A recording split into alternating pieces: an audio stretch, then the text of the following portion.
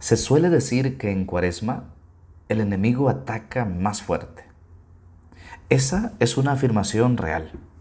Fíjate, por ejemplo, en Jesús.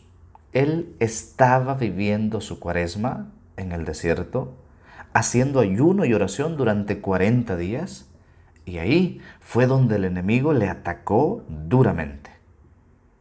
Fíjate la primera lectura de este día, Éxodo 17 del 3 al 7. El pueblo de Israel está pasando también su Cuaresma, 40 años en el desierto, y ahí llega un momento de desesperación. Dice así: el pueblo, torturado por la sed, murmuró contra Moisés: nos has hecho salir de Egipto para hacernos morir de sed a nosotros, a nuestros hijos y a nuestros ganados. Fíjate cuál es la táctica del enemigo. En un momento difícil, en un momento de crisis, lo que intenta es dividir. El pueblo de Israel no está pidiendo agua a Moisés, está atacándolo. Tanto así que Moisés le dice al Señor: ¿qué puedo hacer con este pueblo? Poco falta para que me apedreen. Eso es lo que hace el enemigo. Intenta dividir y que sea el odio, la ira, la desesperación la que nos haga actuar. El pueblo no está pidiendo, está atacando.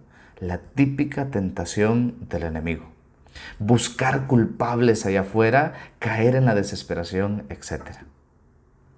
Nos dice la segunda lectura de este día algo muy importante. Romanos 5 del 1 al 8. La esperanza no defrauda, porque el amor de Dios ha sido derramado en nuestros corazones con el Espíritu Santo que se nos ha dado. Y fíjate esto, qué hermoso. En efecto, cuando nosotros todavía estábamos sin fuerzas, en el tiempo señalado, Cristo murió por los impíos. En verdad, apenas habrá quien muera por un justo. Por un hombre de bien tal vez se atreviera uno a morir. Mas la prueba de que Dios nos ama es que Cristo, siendo nosotros todavía pecadores, murió por nosotros. En la primera lectura entonces vemos que el enemigo intenta sembrar desesperación en un momento crítico. En la segunda lectura, San Pablo nos recuerda que en Cristo tenemos esperanza y que la esperanza no defrauda. El enemigo siembra desesperación. Cristo te anima a que no te desesperes. Cristo te anima a conservar la esperanza. ¿Y cómo alimentamos esa esperanza? Eso es lo que el Evangelio de este día nos quiere recordar. Juan 4, del 5 al 42. Es el relato de Jesús con la samaritana.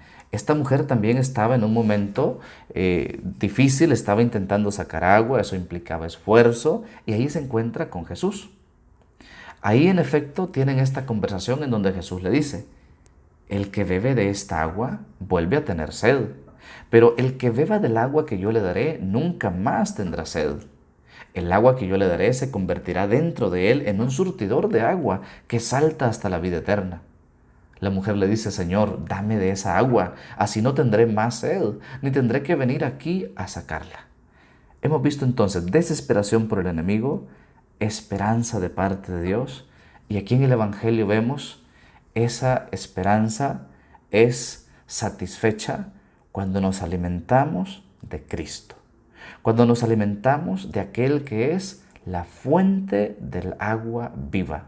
El enemigo va a querer darnos soluciones pasajeras. El enemigo va a querer simplemente que nos venguemos, que nos desesperemos, etc. Aquí Jesús nos dice: toma de esta agua, porque así nunca tendrás sed.